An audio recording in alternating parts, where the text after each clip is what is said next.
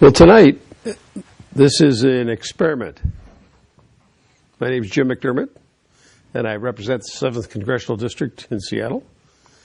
And we're using the technology of Facebook and streaming technology to have a Facebook town hall.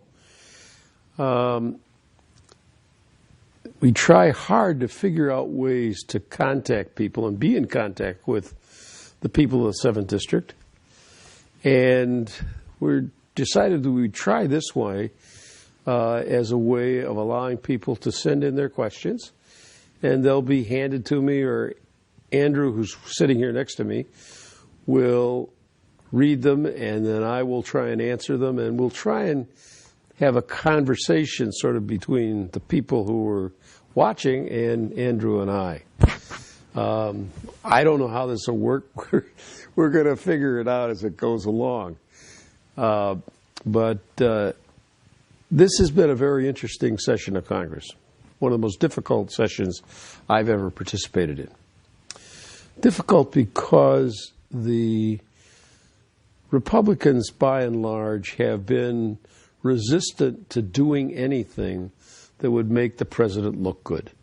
Their goal, as stated by Senator McConnell, has been to prevent the president from having a second term. So that means you have to make him look bad during this whole period of time. And there has been a consistent effort on their part to prevent things from coming to the floor that might in some way make him look good. Recently, you probably, or you know, he made a speech on jobs and talked about a jobs bill that he was going to bring up to the Congress, and presented it to the Congress, and was told by the leadership of the House that it was dead on arrival. They weren't interested in dealing with it. That's sort of emblematic of a real problem that we have had for this entire session. We have 9% officially out of work in this country, but if you look at all the people who become discouraged, or the people who are working at part-time jobs, or whatever in the employment system, you've probably got 14 or so percent unemployed in this country.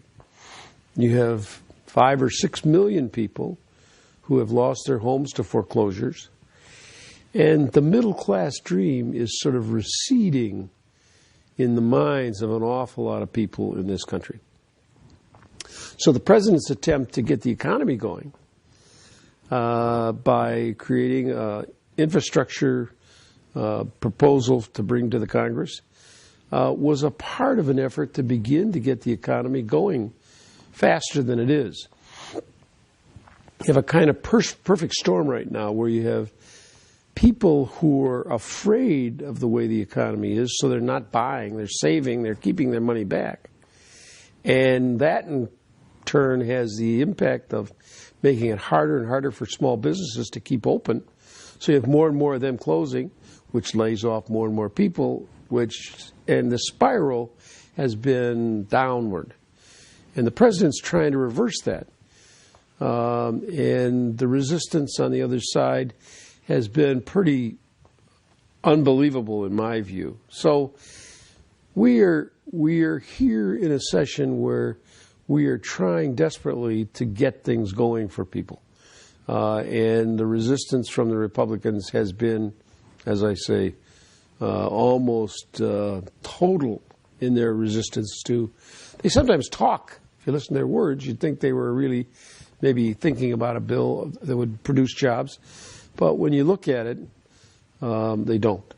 There's a bill right now in the Senate that's coming over to the House shortly to deal with the currency manipulation that the Chinese are using, which people like Paul Krugman, who's an economist that you read about in the New York Times, suggests will create 1 million jobs. If we could begin to get the Chinese currency manipulation under control, they artificially hold down the value of their currency, and that makes their products less expensive.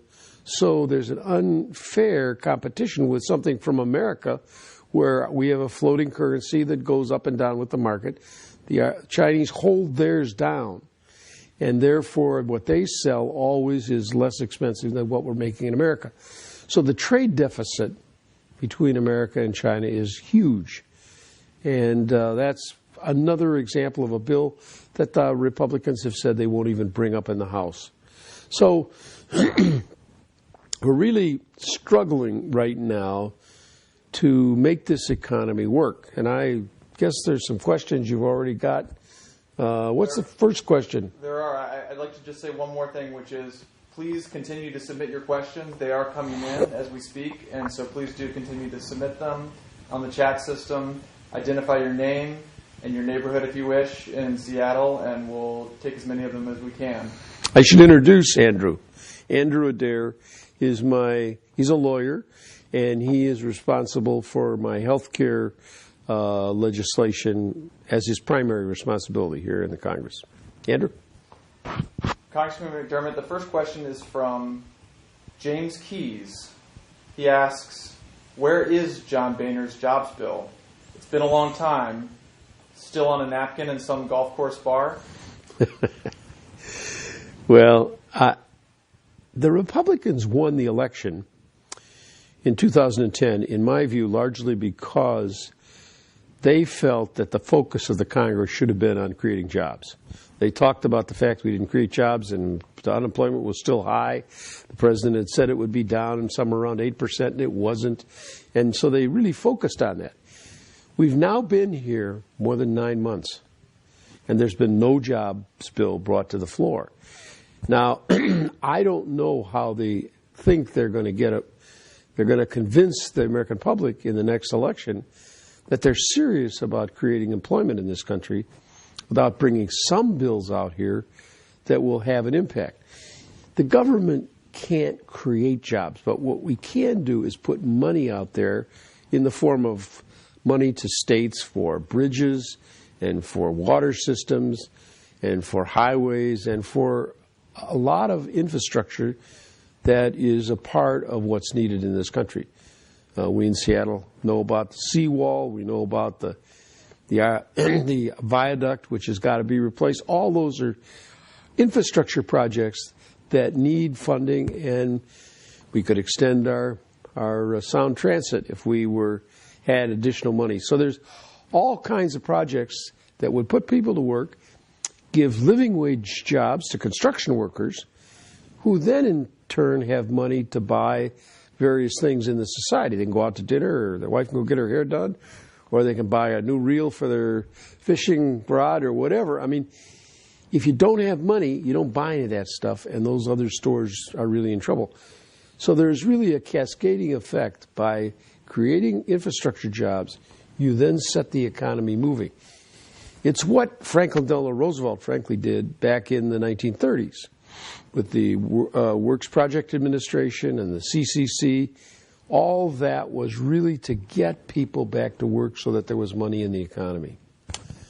We're waiting for John Boehner to do something. And I'm afraid we're going to wait a long time. Second question comes from Adam Armstrong. He wants to know about the Occupy Wall Street movement, and he asks, Occupy Wall Street, good idea or great idea? Excuse me. My view is that the Occupy Wall Street is a good idea. First of all, it's important for Americans to get up off the couch and get out in the streets and start talking about what's bugging them. This is a time when it seems as though the public's apathetic and feels that there's nothing they can do. But when they go out in the street and get visible and show the people here in Washington that there's some real turmoil, they are counteracting what the Tea Party is doing. The Tea Party is saying the government is the problem. I understand the Tea Party anxiety. The people are worried about where their jobs are and how they're going to make it. But the fact is that the answer is not by coming into government and cutting all the programs. You can't cut teachers and policemen and firemen and healthcare research and space research and everything, cut all that stuff, and expect the economy to pick up and go. The only way that the members of Congress are going to start responding is when they see people in the street really upset about what's going on. So although the Occupy Wall Street seems a little nebulous right now, it doesn't seem like it has a clear agenda. I think it's important for people to begin getting together and figuring out what they really want. Now, some of the people are talking about, well, we ought to put some taxes on people above $1 million. I personally think that's a good idea, and I think we need to support. The Republicans think you can't raise taxes for anything. Well, if you're going to do anything, you're going to need money. One place you can get it is from people who are making more than $1 million, and there's no reason why we couldn't pass that kind of a tax in the Congress. There are money in the oil industry. There are a lot of places where we could find revenue if people were serious about wanting to create jobs. Next question is from Richard Wesley. He asks about the bill you alluded to in your opening remarks, Congressman. He says the Senate passed the Currency Exchange Rate Oversight Reform Act of 2011 yesterday. This bill would penalize China for undervaluation of its currency. What is your position on this bill? Well, I'm in favor of it, and I actually have spoken on the floor about it and have sponsored a bill over here in the House. I think that we did what we could to bring the Chinese into the World Trade Organization, to get them playing within the rules, playing on the same level playing field with all the other countries of the world. But they have decided that they were going to use the most effective and most extreme protectionist measure that anybody's seen since the Second World War by keeping their currency so low that it undercuts everything everybody else is doing.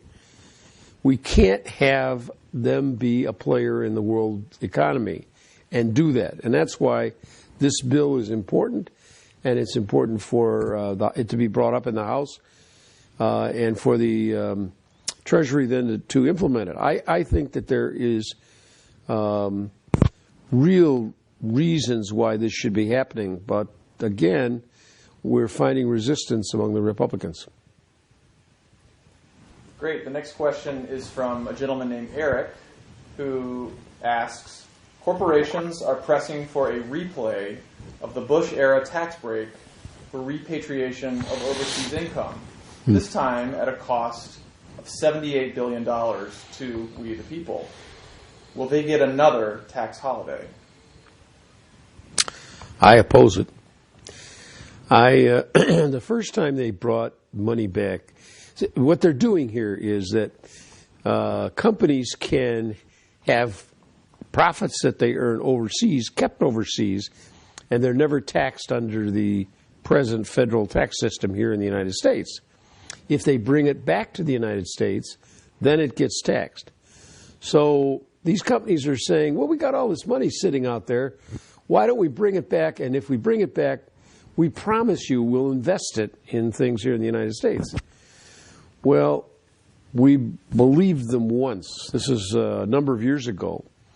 And they brought back the money, and not one single dime went into investment. It went into stock dividends to their stockholders. They brought the money back and then passed it out to the people who owned the company without taxation. Brought it back tax-free. Now they want to do it again. For $78 billion they want to bring back tax-free, and they promise this time they won't do that. Well, I don't believe them. And I believe they ought to be bringing it back and have it taxed. Right now, in this country, the business community is sitting on $1.3 trillion. There's already plenty of money in this country to invest if they want to invest. But they don't want to invest. What they want to do is bring that money back and then pass it out to their stockholders tax-free. It is absolutely, it would be a horrendous, awful thing to do to the American public when they're losing their jobs and they don't have unemployment insurance and they don't have health care insurance and they don't have anything. To have $78 billion come in through the window and passed out to the people just doesn't make sense at all.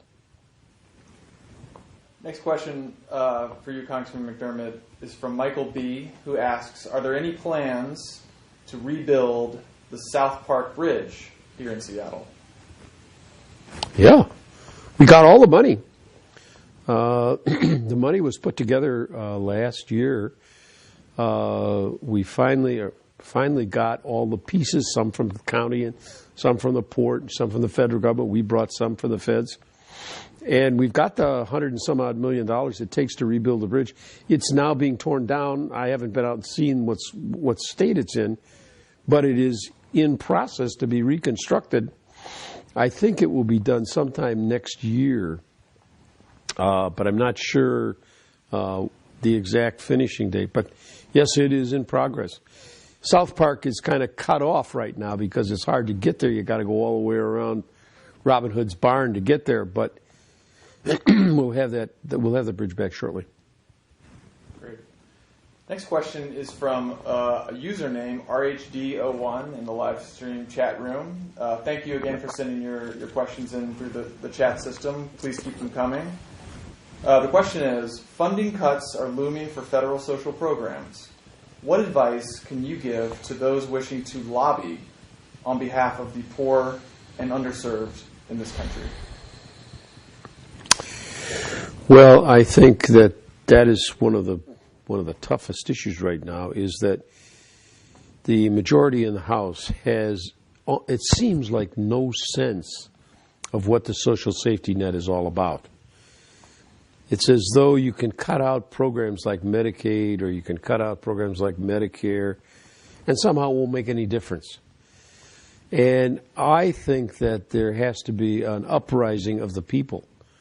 I think without a general understanding in the Congress that the people are not going to tolerate that in the next election, there's real problems, because they somehow think that if people are quiet, they don't care.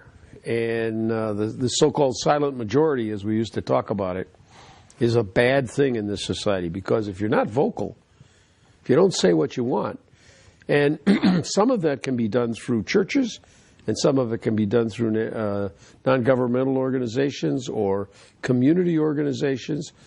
There really, there have been some marches already, and there's going to have to be more of that kind of demonstration in Olympia and in Washington, D.C. There are people here today, actually, from my district, who are here for a demonstration on the weekend of their concern about all the money that's going into the wars. And why don't we bring the money home and take care of things here at home? Why are we building schools and whatever in Baghdad when we need to be building schools and water systems and highways here in the United States? So there are people already beginning that. And I think that that's the basic way in our society is you have to speak up. If you don't speak up, the government figures, well, I guess the people are quiet, so they don't care. And that's really, I think we sometimes would rather we didn't have to do that. We don't want to spend our time marching around yelling about what's going on. But if you don't, some bad things happen. And that's really why I urge people to participate. Why I don't think it's a bad idea for occupying Wall Street or anything else. I mean, it's disruptive, and as a politician, sometimes you wish you didn't have to deal with that. But it's part of democracy, is having the people involved. Because that's what democracy really means. It's government by the people. They give the power to me to represent them here in Washington, D.C. And if they're quiet, then I guess I can do whatever I want. But if they don't, if they let me know, then I gotta respond to that. And that's really why people have to be active. Next question for the Congressman is from Stan, who asks, quote unquote, free trade agreements have cost millions of jobs. Isn't it time to find a new trade policy that helps workers, families, and communities? Well, the whole idea of trade and trade policy is a complicated issue. There's no simple answer to what happens.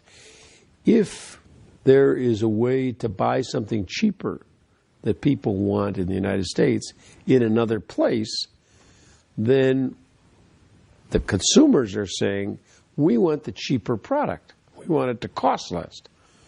Now, what that does then is put pressure on the people making it in this country, and businesses, when they lose their business because the product is coming from somewhere else, close their doors. That does end jobs.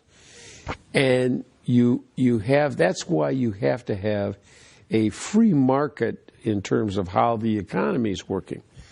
The policies of the early policies we had in trade agreements were very destructive, and we've worked very hard to change them. In the agreements that we're working on right now, we want labor standards to be the same in this country as in the countries that we're dealing with, Panama or Colombia or Korea, so that the workers there can't be kept down and not given benefits and not paid well, so the products cost less, and to put American workers out of work. We want all the workers to be treated the same, so that there's then a fair market and it becomes a competition of who makes the best product. I think it's possible to deal with this issue. We've worked very hard over the last couple of years to try and protect labor rights and protect the environment. That's the other thing. If a company can do whatever they want in some country and spread poisons all over the neighborhood while they're making some product to send to the United States, and you couldn't do that in the United States, then we have put the jobs over there because we've just disregarded their environment. We have to give the same environmental protections outside the country or get the same protections as we have in this country. And I think those issues we struggle with. We'll never get it perfect, but we're doing better today than we were doing 5 years ago or 10 years ago. When I first came to Congress, we passed NAFTA, which was the North American Free Trade Agreement, and then we passed some other bills along the way. But each one of them has gotten better and better and tighter, and I'm pleased with the work that we've done over the course of the last few years. Great. The next question is from a user named PM, who asks very broadly, what do you think about campaign finance reform? Boy, it is the number one issue among all other issues. If someone like me runs for office and has to raise $1 million or $2 million or $3 million to get elected, you have created a situation in which I have my hand out all day long. Many of my friends here in the Congress spend half the day down at the Democratic Campaign Committee dialing for dollars, as it's called. They are raising money all the time. And what the public gets is a half of a congressman or a congresswoman, because half the time they're working for the constituency and half the time they're raising money for the next election. And I personally have always supported public finance. I was actually involved back in 1972 in the state of Washington, something called the Coalition for Open Government, which is really an attempt to get government down get control of the access of money in a campaign. And I think that it's very hard for anybody who raises $1 million or $2 million or $5 million to honestly say they're not affected by the impact of raising that kind of money. Because if I get $5,000 from somebody, and I know what company or what their interest is, when the time comes when I have to vote on an issue like that, I have to say to myself, well, if I've taken that money and I vote this way, they're going to be unhappy. So the next time I come with my hand out, they're going to say, no. So I'll vote the other way to satisfy them, even though I'm not sure that's the best thing for the country. And so members of Congress are struggling all the time with this issue. I personally think it would be much better if we had public television. And if somebody wanted to run against me, I get a half hour, they get a half hour. You could have panels ask questions, or you could have me speak or the other person speak. And then you would have a genuine election. It's very hard in this society to run for office if you're not very rich and can fund it out of your own pocket. Because right now we got a huge number of people who are self-funders, as we call them. The alternative is raising money in the usual way in the political process, and it erodes the freedom of a member of Congress to actually deal and do what they think is best for the people. So I think public finance of campaigns is the only way to go. There is a group trying to do that in Seattle, and I've been supporting them because I think if everybody was going to vote for me next year, or when time comes, 150,000 people, let's say, they each gave me $10. That'd be $1.5 million, right? Nobody would own me if I got it all $10 at a time. The problem is how to get that. And you can't do it individually, so you really have to use the tax system or something to have a checkoff where people could give $10 to the campaigns that they wanted to give $10 to. I think that would be a much more effective way for us to deal with campaign finance than the way we do it today. Great. Thank you for these questions, and continue to submit them. The next question is from Joel in Seattle, who asks, the economy is not recovering at a healthy rate. Do you buy into the idea that the private sector can get things going on its own? Or do you think the federal government needs to play a role to get us to full employment? I don't think there's any question. The government needs to invest. The government needs to invest in two levels. They need to invest in infrastructure, as I talked about earlier, about bridges and schools and all kinds of things like that. They also need to invest in education. That is the human infrastructure. If we in this country made our huge leap forward after the Second World War by a number of mechanisms, but the most important one, I think, of all, every soldier who came back, or every sailor, or every Marine who came back from the Second World War got the GI Bill. They got a chance to get a college education. People that went off to the military from places where they didn't have any money and all kinds of stuff never would have had a chance to go to college. And what we did was we took all these soldiers in 1946 and we put them in college, and by 1949 we had this country absolutely exploding with people trained to do all kinds of things in the society. That investment by the government was crucial to getting us started. It was as crucial as what President Eisenhower did when he created the National Highway System. I mean, those two things were created almost at the same time. One was the GI Bill with human beings, and another was with our highway system, so that we could move goods all over this country very easily. And the private sector is never going to do that. I mean, why would they want to do that? What would be their business? Business isn't bad. Business is simply to make money. And you don't make money by investing and paying for his college education. And you don't make money by building roads out in front of your building. So businesses aren't interested in doing that. It's always going to be done by the government. And it's what's made our country the place that it is. And all the countries that are now competing with us and giving us real difficulties, like India, have spent a lot of money educating people and getting an educated workforce. Without an educated workforce, you can't continue to create. We were looking at our office the other day and just thinking about what the cell phone was like in 1995 when I first came to Congress, the early part of my career. I mean, cell phones were great big bricks, and there was a antenna you had to put up when you held it up when you wanted to make a phone call. All the innovation that's gone on in this society to bring that thing down to a little teeny iPhone is done by brain power that's been trained in our educational system. And if we're going to continue to do that kind of stuff, we have to educate people. So I'm someone who believes in government investment, both in the infrastructure of human beings and in the physical infrastructure.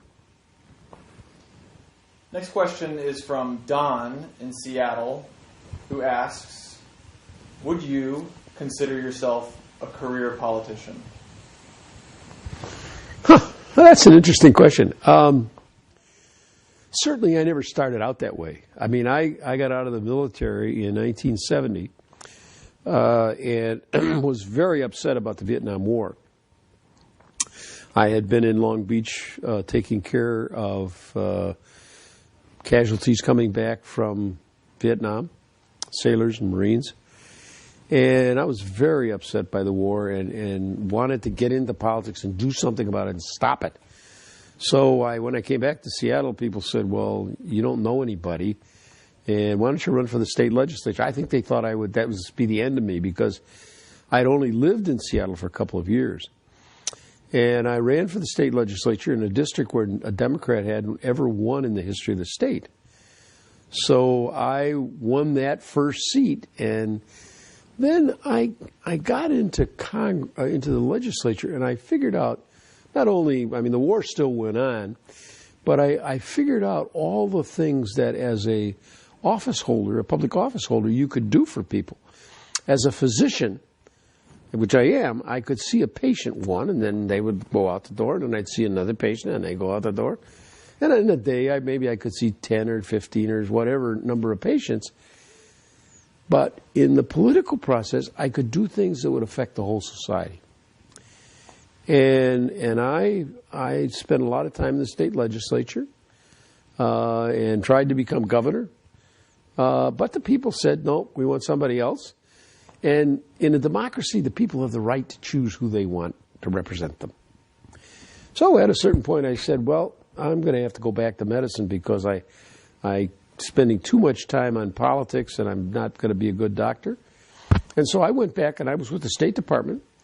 And really, I took 2 trips over to the dump in Wallingford in my pickup truck and threw all my political stuff in the dump. I thought I was done when I left in '87.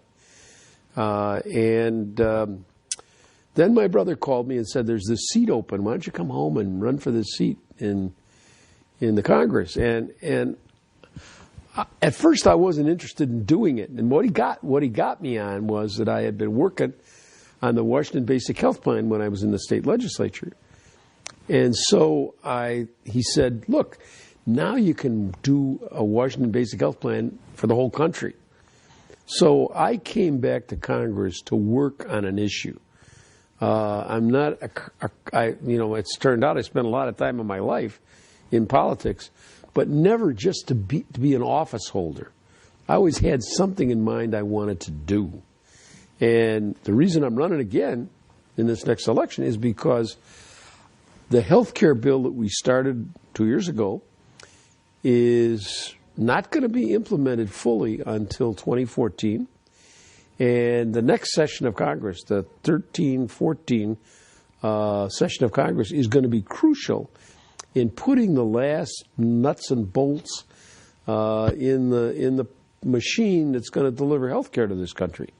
So I'm really excited about the possibility of working at that. So it's turned out to be a career. But really for me, I'm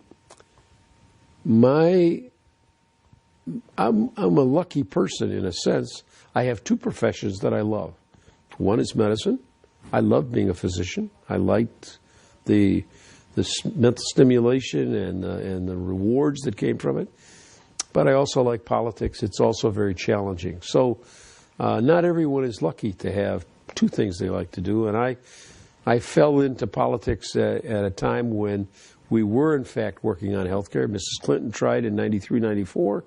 And then President Obama tried 2 years ago.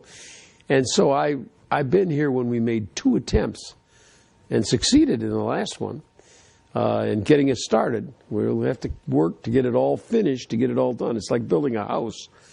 you put the shell up, but we're now putting in the counters and the cabinets and the flooring, and we're painting the walls and the light fixtures, and we're doing all the things that will actually make it work in 2014. So I'm not a career politician, although I spent an awful lot of time in it. When I was in medical school, I thought at this point in my life I would be a dean of a medical school, or maybe at least a department chairman. I wanted to do medical research. But sometimes what you plan in life doesn't turn out the way you planned it.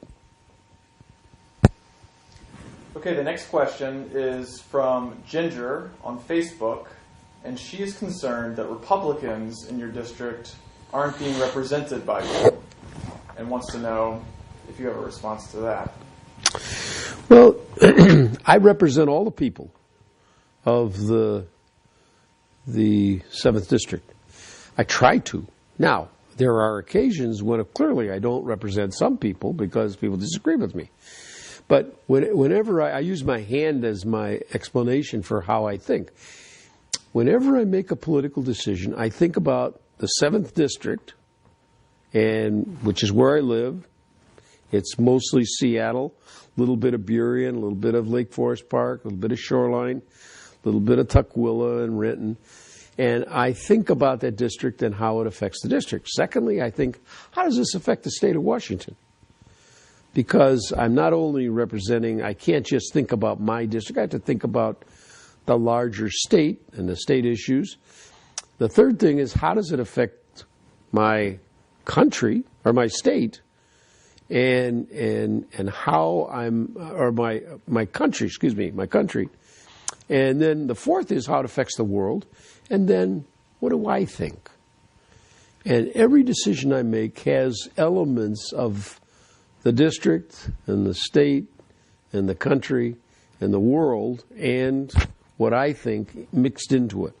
Now, on some occasions, I think I know what my district wants, but it's a very imperfect process. I mean, if you think about it, the description of a representative, I'm not a delegate, I'm a representative. A delegate would be if I said to Andrew, go downstairs and get me a Coke. You're my delegate to get a Coke. And he went downstairs and he looked at the machines and said, there are no Cokes. So he came back up and said, there was nothing. I couldn't get one. Now, if I sent him downstairs as a representative to get a Coke, and he got down there and he said, gee, they got Pepsi. That's sort of like a Coke. I'll bring him a Pepsi. That's basically what I do, is I try to find something that fits my district and my country and my state. And sometimes I'm right, sometimes I'm wrong. And when I'm wrong, boy, I hear from people. When I'm right, people sometimes say nice things and say thank you. But you're always, as a politician, struggling with trying to figure out how to represent people. And if people are Republicans get sick, right? Republicans need schooling, they need universities, they need health research, they need roads. So I'm representing them. There may be some times when I'm absolutely contradictory to what they think, or they think the way it ought to be done. But that doesn't mean I'm not representing them, because I do think about that. I think about everybody in the district, not just Democrats. Great. The next question comes from Don in Seattle, who asks, we have a 98.9% debt to GDP ratio. We're $14 trillion in debt with a $15 trillion economy. Are you concerned about how much debt we have? Sure. I mean, how could you not be? We should have paid for 2 wars. We went to war, and President Bush, never asked for us to pay one thin dime.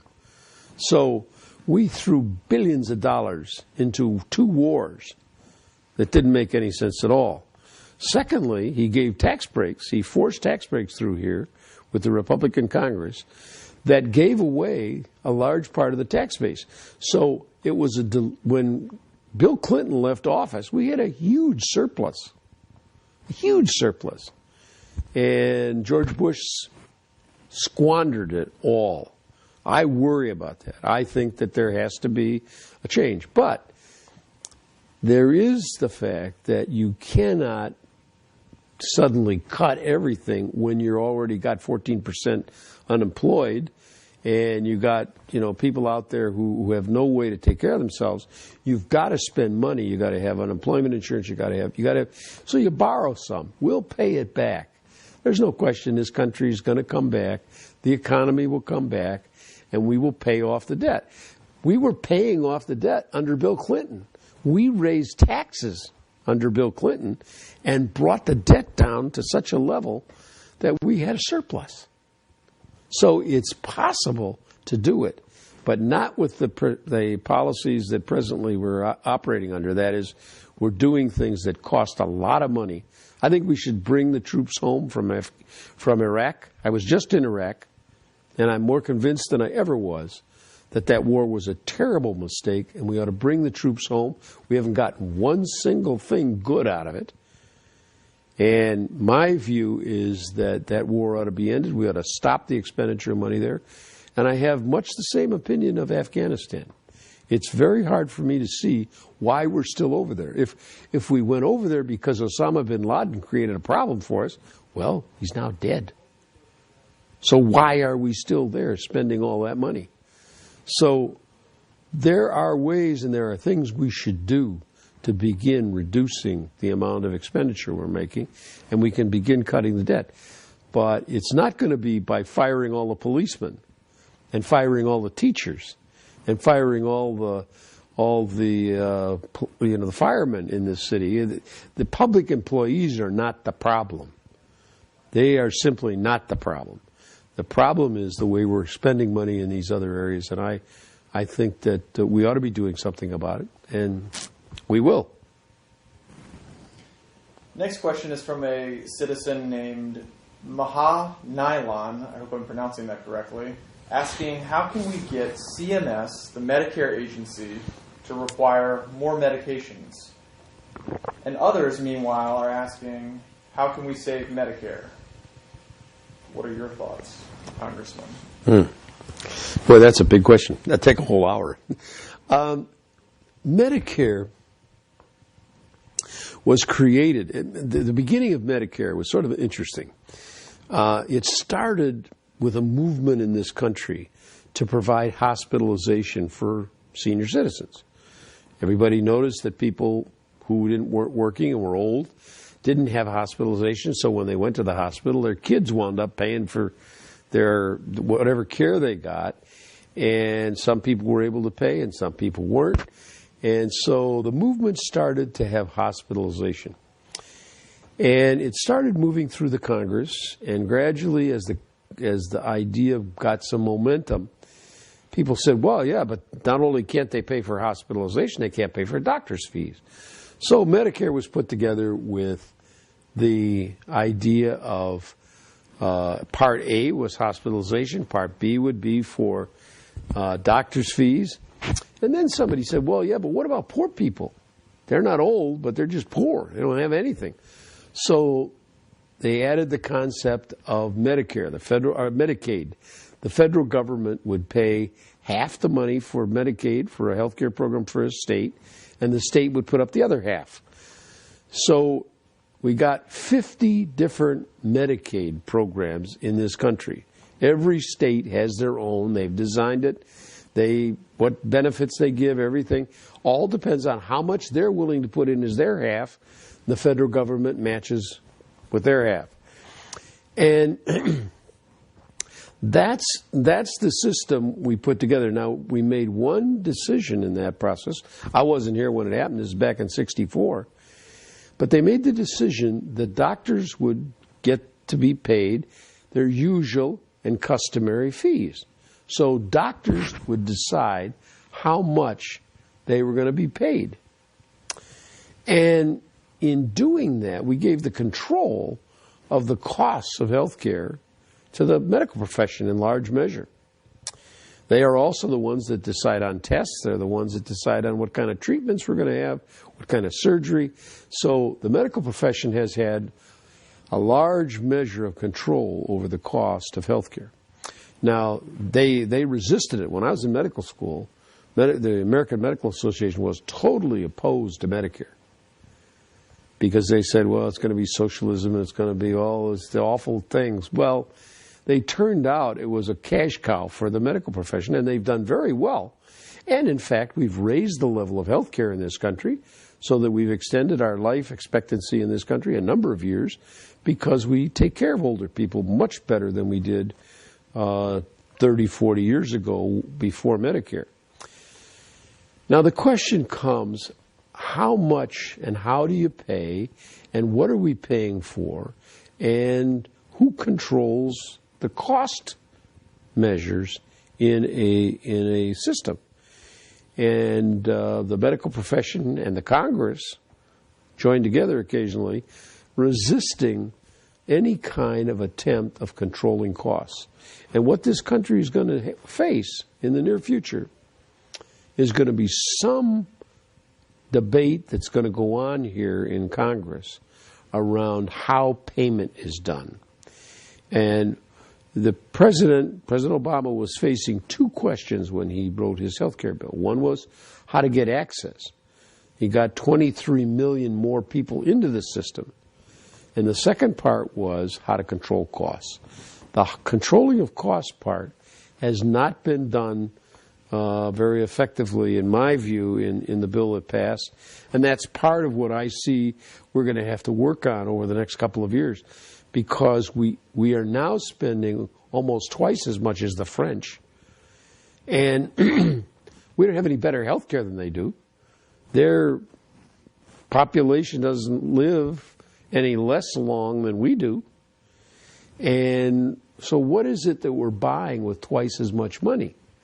And we really have to take a hard look at that. Obviously, the medical industrial complex is a very complicated and very strong entity in our society, but we're going to have to look at it if it's going to survive. We cannot survive if we continue to let the medical industrial complex take up, right now it's taking about 16 or 17% of our GDP. If we allow it to go up to 20% or higher, we're simply not going to be able to afford it. So there has to be some change. There's an interesting article in a paper the other day about Governor Schweitzer over in Montana, who's looking across the border into Saskatchewan. Canadian healthcare started in Saskatchewan. It was started by a guy named Tommy Douglas, who was probably the most famous politician in all of Canada. And Tommy Douglas and the Saskatchewan medical operation costs $4 billion a year for about 1 million people in Saskatchewan. In Montana, for about 1 million people, they spend $8 billion a year, twice as much. They've got the same kind of population. They got the same number of Native Americans living in Saskatchewan and living in Montana. They've got the same kind of cultural backgrounds and everything else. And the fact is that they're spending twice as much in Montana as they are in Saskatchewan. Now, Governor Schweitzer says, what's the difference? Well, the difference is, in Saskatchewan, they have a single-payer system, a government-run system, government-financed, not government doctors, but government-financed system. And there, in my view, the answer is we need a single-payer system in this country. And we're going to get to that eventually. But as Winston Churchill was reported to have once said, you can always trust the Americans to do the right thing, but only after they've tried everything else. And right now we're in the process of trying everything else, but we're going to get to a single-payer system. I'm quite sure of it. Next question is about foreign policy. Joel in Seattle wants to know if you support continuing to have standing armies in Germany, Japan, and Korea. Yeah, that's an issue I haven't thought through totally, but it's clear that the armies that we have over there are remnants of what we thought was going on in the Cold War. We sort of had them forward positioned close to the Soviet Union. Nobody seriously thinks that the Soviet Union, which doesn't exist, is any threat to us. The Russians aren't a threat to us. They're not threatening us with attack or with nuclear missiles or anything else. So a large part of what's happened with leaving those bases over there is that we're supporting local economies. And in Japan, they don't want our troops, but they don't want the economy to go away. And in Korea, the same. Korea is a little bit more difficult because Korea has this interface with North Korea, which makes it a sort of a different situation in that one does not know how crazy or how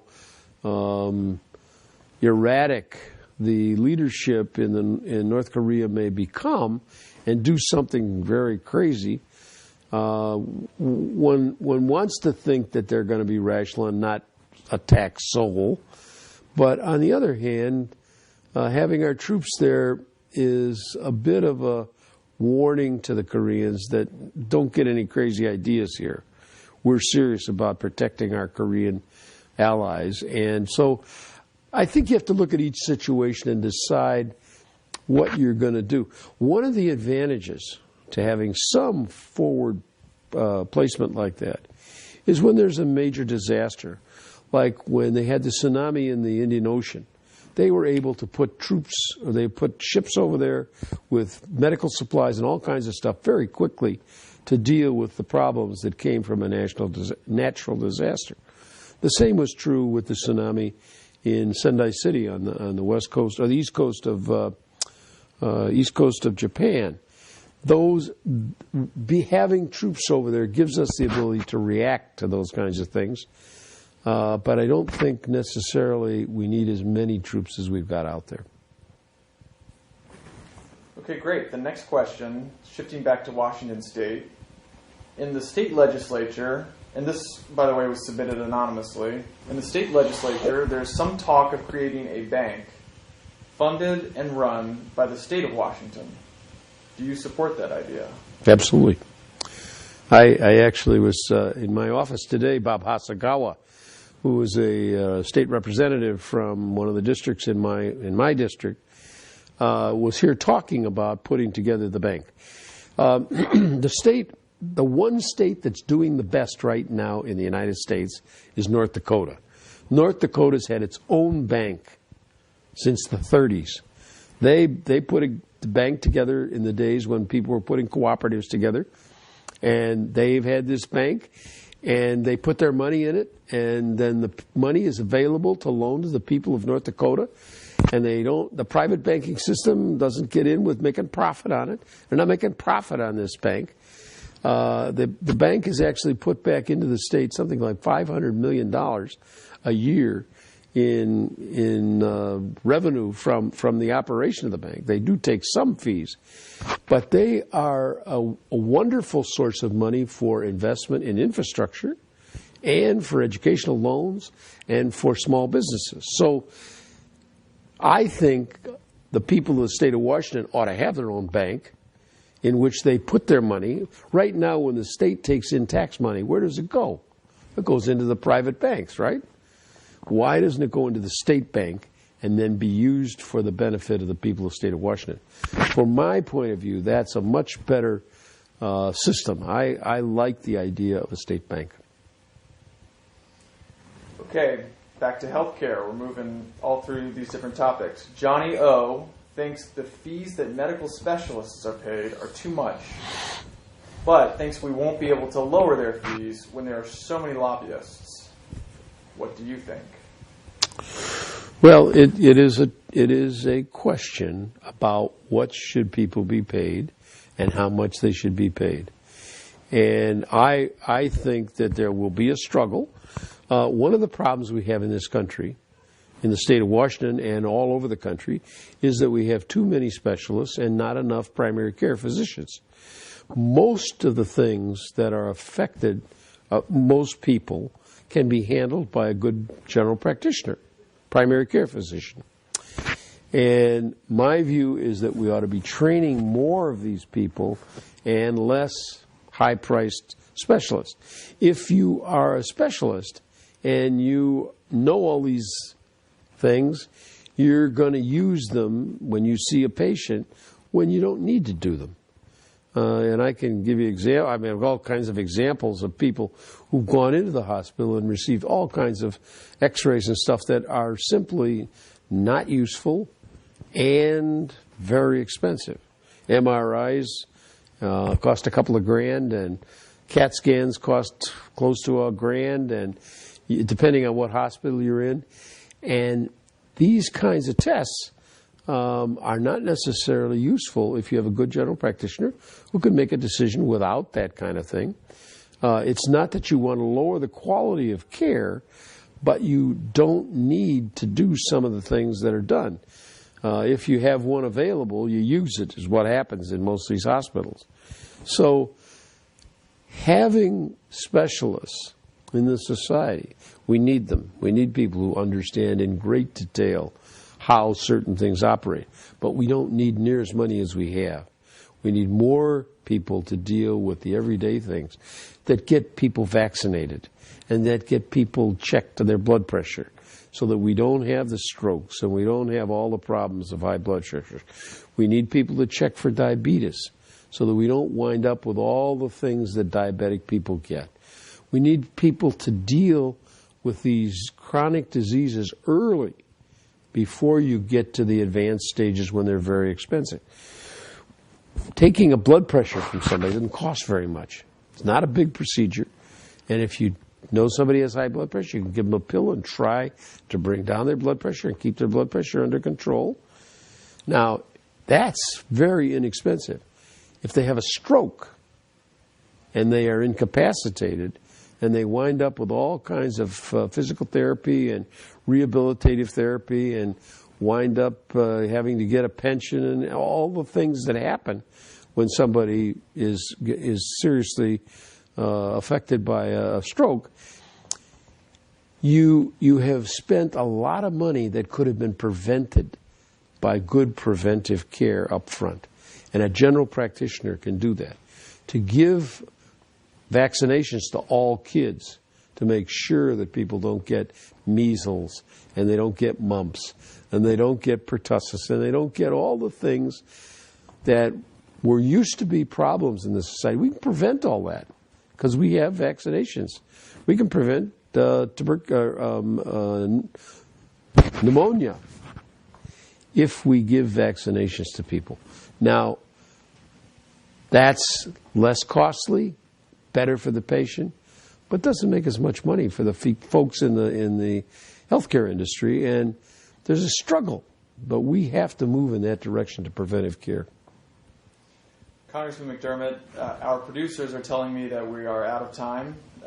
Thank you to everyone in the district for submitting questions. And Congressman, do you have any closing thoughts before we wrap things up? Well, it's been fun, and the thing I miss is getting feedback. And I hope that people will send feedback about what they think about this as a format for contacting people. The thing about it is that if I'm sitting and talking to you, I can see your face, I can see your response to things, and in this way, I'm just looking at a camera at 11 o'clock at night in Washington, D.C. It is really weird to be looking at that and knowing that there are people out there watching this. So we need some feedback about what it means and how it affects you and what you think about this as a way of contacting my constituents. Thank you all for participating tonight. Good night.